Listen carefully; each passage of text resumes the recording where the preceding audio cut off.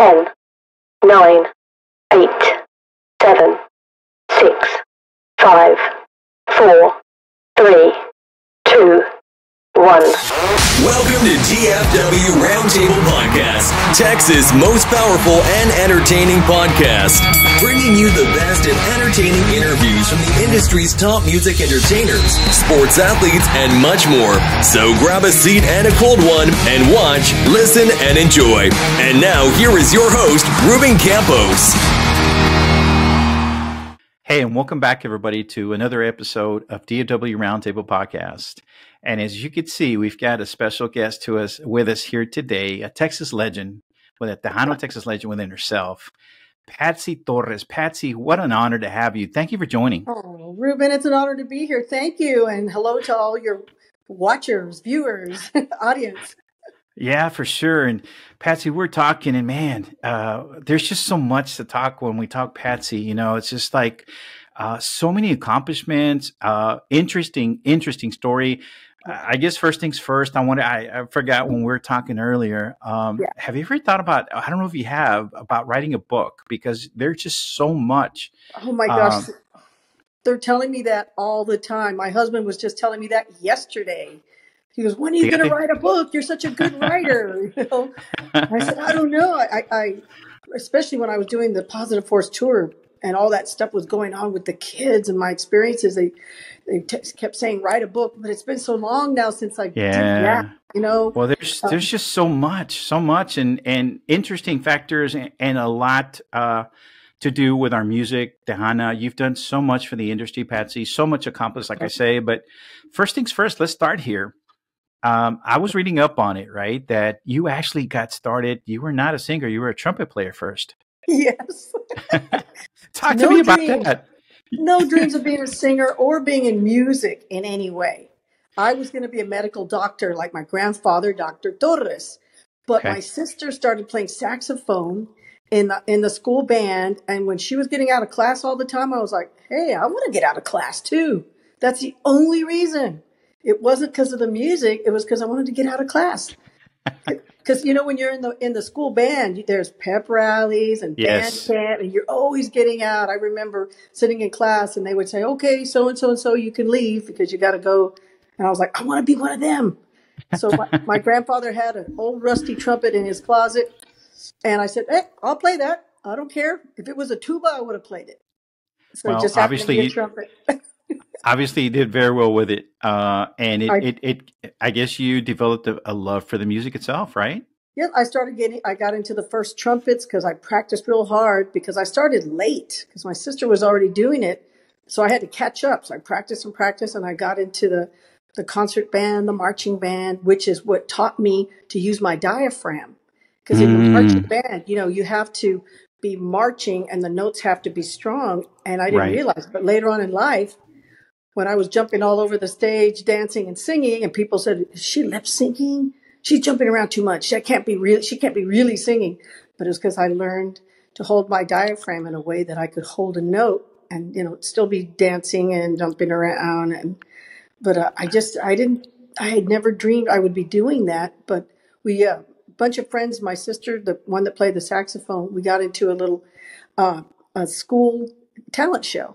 And we just put friends together just to play a little band. And we won. And we're like, wow, we're good. We should have a band, you know.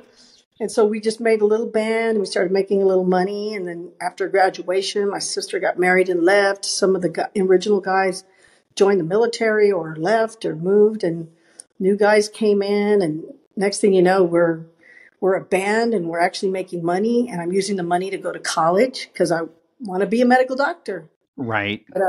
But they were going to kick me out. Of school? Kick me out of the band. Oh, because of your school. Well, it was hard doing both. I can imagine. What happened was they had this big brass section and keyboards got popular and they said, hey, we only need one keyboard. We don't need a bunch of brass players. We're going to save money. Right. And they were kicking everybody out. And of course I was next. And I didn't know what I was going to do. I had to pay my rent, my books, everything else. What am I going to do? And I kind of gave them the puppy eyes. And they went, well, maybe if you could sing a little bit. Maybe we could keep you in, because some of the groups having girl singers, maybe. And I was just like, sing. Okay, I'll try. And that's how it started. Interesting. So that's I how did it both. I started. sang and played trumpet. Wow. And the rest, as they say, is history. I learned all my Tejano music on trumpet, playing So Little Joe and Sonny and Latin Breed, all on my horn, not singing it. I was just about to ask you. So how did that come into play as far as the Tejano influence? Well, because that was popular. I mean, I remember they used to have these big dances, and it would be like at the convention center with Little Joe playing on one side and Sonny on the other side, and just jam packed. I don't know how many thousands of people were in there. And we'd just be watching them like, wow. And I'd be looking at the horn players, wow. So, Patsy, I never thought I'd be a singer. So once you started singing, though, with a band, and as you could say, you were still playing a little bit of trumpet, yet doing a little bit of singing, at what point did you say, hey, I'm going to do this, and I'm going to do it like full-time singing? It took a long time because... Did it really? I was actually only singing one song a night and doing harmonies, and the rest was playing my trumpet. But I got discovered just 6 months after I started. Wow! And it was a promoter named Albert Esquivel. He came up to the group. He was very well known at the time, and a wonderful man, like a father figure to me. And he's the one that, he got me. He got me a record deal, and they started calling me Patsy Torres the singer. And I'm like, no, I'm a trumpet player that's going to be a doctor. So I kept thinking, okay, wow, they're calling me a singer, but I'm getting deals, I'm getting money, I'm getting tours. This pays for school. This is a good thing, but right. I'm not going to do this. I mean, I'm going to be a doctor. My grandfather, so proud of me, wants me to be a doctor. And I graduated with my science degree. That was the turning point because I knew I couldn't do both anymore. Right. Because from then forward, the studies were going to be really rough. So I sat down with my grandfather and I told him, well, now that I graduated, I can't do both anymore. He's like, no, you can't. And I said, and it's real hard now. I mean, got all this stuff going on with the music, but the studies is going to take a lot of time. Yes, it will. And I just needed him to give me that affirmation, like, okay, time to hit it, go to school. That's it. As soon as he would say that, I was ready. I was ready to quit. And he goes, ay, chiquitita, you have a God-given gift. Because at that time I started on the radio, they would say, so you're going to college? So I started getting called to do all these things about college and school and education and doing a lot of career days. And I was getting known for that. And he said, chiquitita, you're making a difference. He goes, you're doing preventative medicine. You could be a doctor of the soul. You should sing. Wow. He said, you should sing. He said that. I couldn't believe it. I mean, I was ready to quit. That is amazing. Amazing. He was the reason that I said, okay, I'll try this. And so I didn't go back to school and I started the Positive Force Tour. And that was my passion. Well, let's talk about that because as we were talking earlier too, Patsy, that Positive Tour had such an impact on so many of us in school because this was something so out of the box that we were not used to seeing, so ahead of its time. That I remember when it was being presented in school, every school was dying to have it at their school because of the impact it was making with the students. So, but I know this came about by us talking. Is that it had a special meaning behind it. Of course, the show itself, I don't want to give too much. I want you to explain the whole thing, right? But the story behind is that you lost a friend, and that's when you said, you know what, I want to make an impact and help other kids. Well, like I said, I started talking at career days and just doing speaking engagements, but the kids would always ask me to sing all the time. Because they heard me on the radio, they knew I was a singer. And when I finally, one of the kids asked me, because I hadn't mentioned it yet at any time, they would say, well, did you ever lose anybody to drugs? And then I was like, oh, I got emotional. Yes. And I started telling, and I saw the looks on their faces and the way they reacted. And I realized, as painful as it is, it's something I need to share. Yeah. It's something they need to understand. Because I had a lot of these experiences with my friends on drugs, with gangs and gang members, and gang members, friends that died, friends on drugs that died. It was just the area I lived in. I mean, we had a drug dealer that lived behind us. Our school was Right. infested with gangs. And I mean, I got real close to getting beaten up once by a girl gang. Yeah, it was a close one. We laugh about it now, but I bet it was scary during the time because that could be very scary. I was kind of a peleonera. I was like, I was going to give it to him. Oh. I was ready for it. I was like, you're going to get it. Just one at a time, though. Just one. Not all four of you. So how did it come about to connect and says, you know what? Now that you got that you were connecting, right, and you make that connection with them, how did the idea to come about to saying, you know what, I'm going to do this positive tour? Well, what happened was they kept making me sing, and they'd make me go and speak at big auditoriums, and so I was like, wow, if I could just perform with my band and say what I say, but mix it with music, how much more effective could that be? It was just a dream in my head. And I have to thank my band because I asked them if they would donate their time. Yeah. Because the school couldn't pay. Right. So I started at my alma mater, Thomas Jefferson High School. And I had sat down with them and I said, I'd like to do this program. And they approved it. I said, okay, let's do it. Let's see how it goes. And so they had the big assembly, all the kids there. And Thomas Jefferson has a beautiful auditorium with a balcony. I mean, it holds a lot of kids. And they had all the kids crammed in there. The cool thing was the superintendent went. Principals from other schools went. I didn't invite them. Right. But my alma mater believed in me. And the show just went fantastic, the way the kids reacted, because I didn't play just Tejano.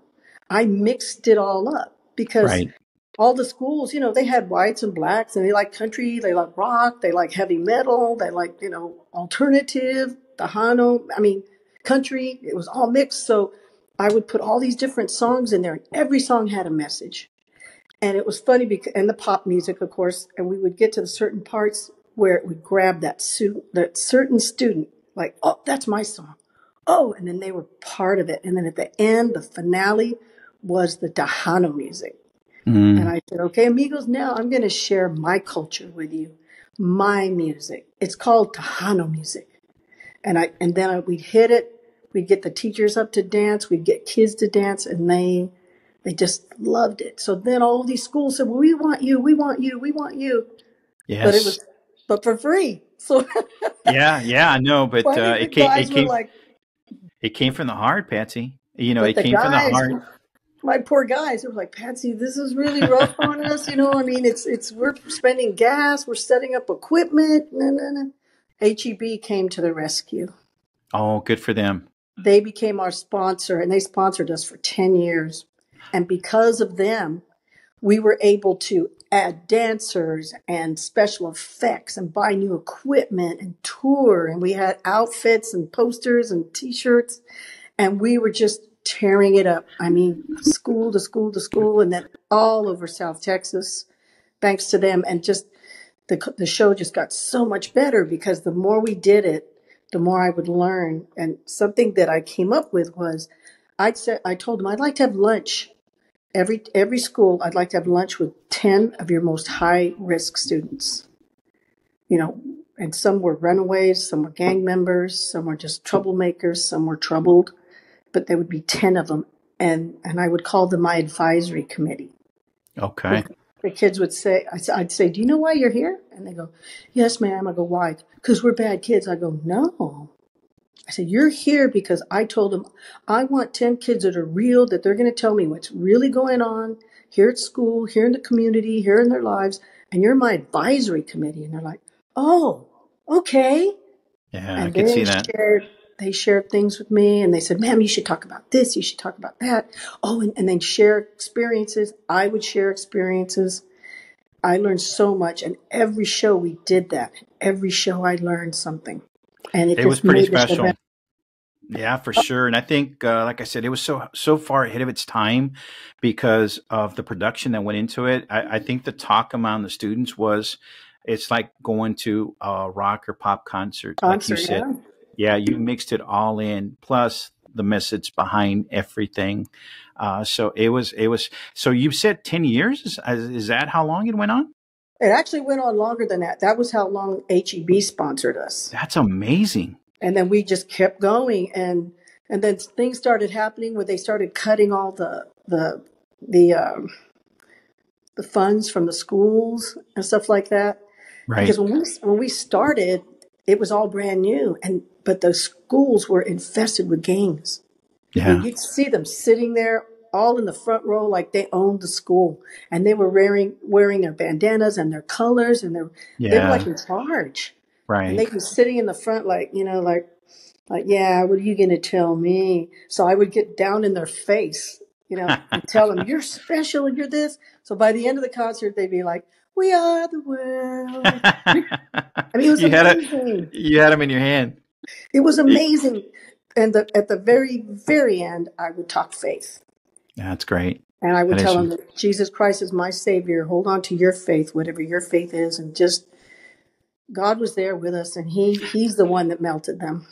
boy. And looking at it now, how great would it be to have something like this going back again in our schools, right? Because we see schools right now, and they're in need of something like this. I know. And some schools have asked me about it, or teachers have asked me about it, but when they check into it, they're so strict right now with the Yeah. shootings and everything. Right. Right. And there's no funds, and they're just like, we just can't bring a whole troop in here like that. It's too dangerous. And Yeah. when we were doing the Positive Force tour, they used to say, welcome, Patsy Torres. But then all these community people were trying to sneak into the show to see the show. Of And they're like, course. no, Yeah. students only. So then they had to hide it.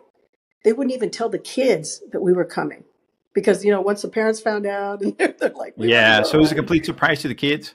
yeah, they said, there's going to be a speaker here.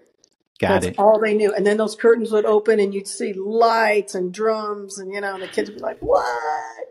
Hey, Patsy, one of the things I was curious about that was, how did you all go about selecting the schools? Will the schools reach out to you all, or would you all select those schools?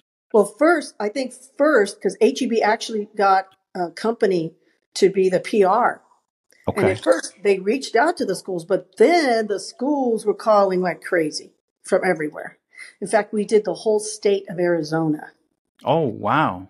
They heard, don't remember exactly how they heard about it, but they came and met with me while I was performing at Fiesta, Texas. Someone that was in charge, they came up to me. Is it true you do this? I said, yes. And we exchanged information, and we had a sponsorship, and we did that one for years and years and years into the early 2000s. We were doing that. And those gangs were really something in Arizona. Oh, I can imagine. Yes. Yeah. Something, but we won them over. Gracias a Dios. I even performed in an Apache reservation. Oh, wow. I mean, That the is awesome. experiences. It was such a blessing and the passion of my life doing that. Again, that's something that hopefully we'll see again. But you were the first and only so far to have made such a positive impact on our schools and our students. So that's commendable in itself. But we're talking too. The other thing I want to talk to you about is how many first time achievements you've had. When I've looked at them, Patsy, from oh my goodness, it's like the list just goes on and on and on and on. It's like, yeah, and that's when I really truly mean it from a legendary standpoint. Just so much, but you've really worked hard towards it. But I think one of the biggest things too that I can remember, because I remember seeing you there. It was a long time ago, right? I was probably in high school or maybe in junior high, getting into high school or something like that, and happened to have gone to Six Flags. And you were performing there, and I remember it being a very entertaining performance. So that whole thing itself, you touched a lot of people there because you're talking thousands of people each day at Six Flags, and you're performing there. So talk to me, how did that come about, Patsy, and how long did you do it? That was another 10 years of doing 10 that. years. Got it. I mean, it was just one after the other. And again, they came to me. And they wanted a performer. So, and I knew I needed to do something that everyone could relate to, and introduce my culture and introduce Tejano music. And I mixed it all up. And of course, whenever there was a certain theme, then I would do that, and we changed costumes so many times during that little 30-minute show. It was like costume after costume, and dance routines through the whole thing. And we played live, which they don't do anymore. Everything is Right. track, you know. Yes. All my guys were playing live music. I had my dancers, you know, and so I came up with these shows. I wrote the shows just like I wrote the Positive Force Tour shows to appeal to a big audience and not leave anybody out. So the older people loved it. The little kids loved it. They insisted on coming back every day. Yeah. You'd see them sitting at all 5 shows. They, You brought in that because I remember the show very distinctly, and it was a concert, and from the dancing to the costume changes to a little bit of pyro, it was ahead of its time. And I compare it to going to a pop concert or even a rock concert. To be honest with you, you provide, and I guess that's why people of all genres and ages got into it, because there was a little bit of there, like you said, for everybody. yes, because we would be doing something, and then all of a sudden I did a Metallica song, and and that kid that was kind of like, well, they're playing pop, and then all of a sudden he was like, got him. Yeah, there it is, right there. And I love all that music. You know, Metallica is one of my favorites. You know, it's just so many different genres. So you did that. So you did that for 10 years. The Positive Force or the No, Six Flags. Six Flags, yes. Wow. And you I was doing all that. I was doing Six Flags at one point. I was doing Six Flags, the Positive Force tour, and going overseas. All of this stuff, doing my Tejano on the weekend, and playing all these different things. I mean, we played every single day, sometimes 2 or 3 different shows a day. Back in the day, we were all full-time music. Now, you talk to musicians, they're not full-time. They all have separate jobs. This is all we did. This is all my musicians did. They would beg me for a day off or not to book a gig. Like, can we just rest? But my husband, David, who is our manager, still is, he was like, guys, hey, these gigs come up. They're not going to come back. It's so sorry. Very true. I think it was July 4th or something. He booked us 3 shows in 3 different cities. Oh, my goodness. Wow. At the same time. And he sat down with the guys. He goes, they're in different cities. We're going to be flying everywhere. So I need your commitment to do this. You're going to make some good money, but everyone's got to be on time. Yeah. We might have to run through some airports. I need everybody to be on board. And the guys were like, okay. I remember we were exhausted at the end, but that is some hard work right there. Wow. And we just, I don't know, we just loved what we did, Well, and again, speaking of the first, I remember there was a Six Flags special that was televised as well. But it then was SeaWorld. Yeah. Oh, SeaWorld? Yeah. But it wasn't only SeaWorld, right? You also aired like in 2 other specials, right? Something like that? Well, it was the CBS SeaWorld special when they were There opening. you go. That's it. But then Six Flags grabbed me, and I couldn't go to SeaWorld anymore. I couldn't even be seen there for all those years. Then I did International Star Search. That was the second one. Oh, okay. Wow. That was like I say, it's amazing to see the first stuff. And of course, the awards came as well, the accolades and recognition, female vocalists, entertainers as well. And just by discussing and going through your shows, people can just imagine how impactful your shows were by the whole thing. So well deserved. Now, as we move in, Patsy, you've been in the industry for how long now? 40 years. 40 years. Over 40, yeah. Yeah. So you've got something fresh and hot that's coming out. It's already out. Yeah. Talk to me a little about this. And by the way, congratulations on your release for now, because this is something that you wrote yourself. It's a very upbeat cumbia. So talk to me about that, because it's got a meaning behind it as well. Like you said, and pretty much everything you do has a meaning behind it. Well, I started actually writing in the 90s, and that's when my song Te Juro got an award with BMI for Latin Song Most Played. And I wrote that. I actually wrote it for my husband because we were newlyweds. And it was just kind of a pledge to him that he's the only one. Because some of these guys can be necio and do things in front of your husband, But then the song hit big, and I was like, wow, I got this songwriter award. I go, I guess I'm a songwriter. And that gave me the confidence to keep writing. So I've been writing ever since. My Dame Tu Corazon, this one, my Dame Tu Corazon Yes. album. This one, almost all of it is original songs. And that got Song of the Year Album of the Year with TMA, the Town of Music Awards. So it's got great songs on there. So then my next album was the Vive con Ganas, but in the beginning it didn't have a name. I had all the other songs and I needed a name, but none of the other songs had a good title to put as the title. And I was like, no. I said, well, then I'll just make a title. You know how they do that sometimes? They just put a title. It's not one of the songs. So it was like, I don't know. It was after midnight, laying in bed. I'm thinking, that's what happens to me. I go to bed and I just think, there's too much distractions all through the day. So I'm thinking, wow, okay, what can I name it? I need to come up with a good name. I was like, what am I going to name it? I'm not really sure how Vive con Ganas even came into my mind, but I was like, that would be a good name for the album. Because there's Ganas in the album. I did it with Ganas, and I was like, actually, that's a good name for a song. And I laying there, I'm like, and I started thinking of lyrics, and then I started thinking of a melody. I go, I got to get up. 2:00 in the morning, I got up and I started writing. I started writing. Within a week, I had finished writing it and putting up the music, arranging it in my head, and going in the studio. Wow. That quick. So that I could have it in time to do the album. And then the whole thing changed because then it was Vive con Ganas. Wow. Well, congratulations. It's a very upbeat cumbia. And I'm sure it's going to do well. And we're gonna air it right here. We're gonna attach the musical link so everybody can hear it after our interview. So, yeah. So what's next for Patsy after this? Well, I've already got more songs that's in my head that I want to I'm going to be writing for another album.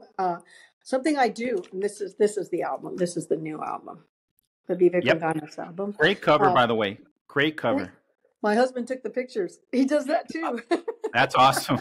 That is awesome. It's a one-man, husband and wife team right there, well-rounded. Yes, I'm very lucky. I'm blessed. But one of the songs on here is called Desde mi primer aliento. And something, ever since I made my own record label, I've always tried to put a spiritual, grateful worship type song on every album. And even in my regular songs, I can't help mentioning God because he's just, he's there for everything. Mi the album Mi Inspiración, it's all about that. The song I wrote, Mi Inspiración, and Desde mi primer aliento. And I also wrote songs for the Virgen de Guadalupe. I mean, I can't even count how many times I've done songs for the Virgen de Guadalupe. I've performed, I don't know, maybe 20, 30 times. But I had this opportunity to write a song. And I wrote this song, and Stephanie Montiel and Shelly Lattis did it with me. And they did such a beautiful job. I loved it. So I inspired me to write another song for the next year. But Shelly couldn't do that one. So I wrote it as a duet for Stephanie and I. And got it. She did beautiful. And Gabriel actually did the arrangement, a beautiful arrangement. I'm just so ecstatic the way Gabriel arranged it and Stephanie sang it with me. I loved it. Is that available out there, Patsy, somewhere? YouTube or anything? It is? Is it on you? I know that there's a video of it from the actual performance for the Virgen de Guadalupe. Got it. But I don't think it's not on Spotify or anything like that. Okay, most definitely. I'm going to do some checking on that. For everybody wanting to know, you can go out there. I'm sure it's on YouTube somewhere as far as the actual performance itself. Yeah, it's beautiful. That's awesome. Well, congratulations again on your new single. And can't wait. Now, are you performing anytime soon anywhere else that people could see you? And if you don't mind also, Patsy, sharing like your social media platforms where they could connect with you. Oh, of course. Well, I'm on Facebook. I'm on Instagram, Messenger, X, or whatever you call it. Yeah, it changes names so much. I've got 2 pages on social media, on Facebook, because that personal one limits you. So I have an artist page that I encourage people to go to. I also have a .com, patsytorres.com. And I do ask people to go there. If you want to buy the music or download the music, do it from the website, and do that for all the artists.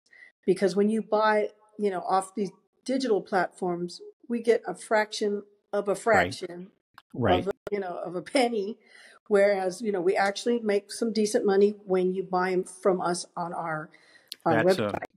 That's a very good point and very true. It's better off buying it directly from the artist. Now, your website, I got to see it. Beautiful website. You Thank can you. get to buy. You're offering merchandise, your CDs. I mean, literally anything they want to buy, they can find it there, right? Yeah, and there's videos on there, pictures, the music, all the latest stuff on there. We're planning to do a video of Vive con Ganas, which is going to Ándale. be fun. And on the other song, there's another song on there that's really pretty different. It just came into my head, and even when I was sitting there with the recording person and I started singing it to them, they're like, "What?" It's called Oh No Ya No Hay Amor, but I really like it. It's different, but I really like it. But Nice. it's So so when is the it's another. video? So when is For the video coming out, more or less? for Vive con Ganas, we still have to film it because I got the concept already. Okay. So we just got to work it out to do it, because it's going to take time to do it, because I have a lot on my mind to do it. I want to do a video on this other song, the Oh No Ya No Hay Amor. I'll be releasing that one too later. I'm letting Vive con Ganas do its thing right now. You know how you do that. Oh, Um, yeah, for sure. we're going to be doing the I guess the Tejano club scene. We're going to be starting to do that. I've got a big band now because I've got my brass section now. Wow. So we're like 10 people.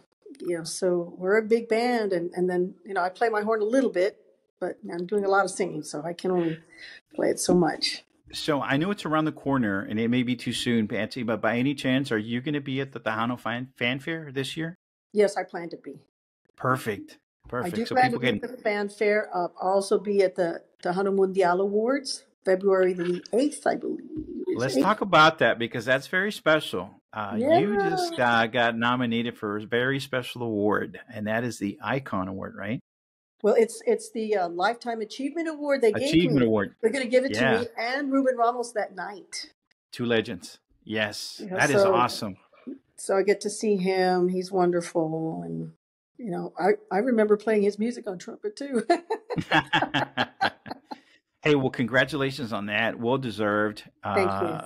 So before we leave, any special shout outs or recognition you want to give out to anybody? Say hello to anybody out there?